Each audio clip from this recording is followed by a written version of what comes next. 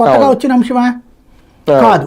ఇంకొకటి కాకినాడ పోర్ట్లో ఇప్పుడు ఇందులో పవన్ ఇరుకుని పెట్టేటటువంటి అంశం అవుతుంది. ఎందుకనంటే టీవీ రావు అనేటటువంటి వ్యక్తికి ఒకప్పుడు మెలోడీ వెంకటేశ్వరరావు గారు అంటారు, ఆయనకి సంబంధించిన ఆయనకి అకస్మాత్తుగా ఇలా 100 కోట్ల రూపాయల డబ్బులు ఎక్కడి నుంచి వచ్చినాయి, కాకినాడ పోర్టు ఆయన ఎట్ట కొనగలిగాడు, ఓ ప్రభుత్వ పోర్టు తీసుకెళ్లి కాకినాడలో ఉన్నటువంటి పోర్టు ఆయనకి ఎట్ట రాసి ఇచ్చేశారు అని నిలదీసింది ఆనాడు ఇదే పవన్ కళ్యాణ్.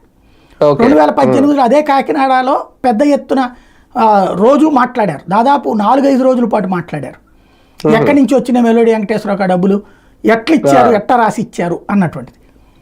అదే మెలోడీ వెంకటేశ్వరరావు లేదా అదే టి వెంకటేశ్వరరావు గురించి ఇవాళ పవన్ కళ్యాణ్ ఉన్న క్యాబినెట్లోనే చంద్రబాబు నాయుడు గారు ఏమన్నారు, ఆయన ఆస్తిని జగన్మోహన్ రెడ్డి లాక్కున్నాడు,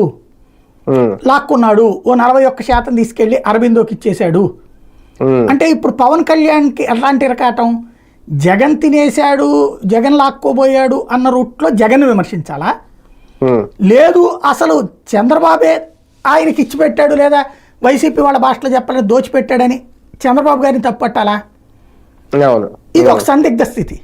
మీరు చూస్తే జనసేన వాళ్ళు ఎప్పటికీ బియ్యమే మాట్లాడుతున్నారు, అంతే పోర్టు గురించి మాట్లాడట్లా. ఆ టి వెంకటేశ్వరరావు గురించినో లేకపోతే జగన్ 41% అరబిందో తీసుకుందో దాని గురించి మాట్లాడట్లా. అంటే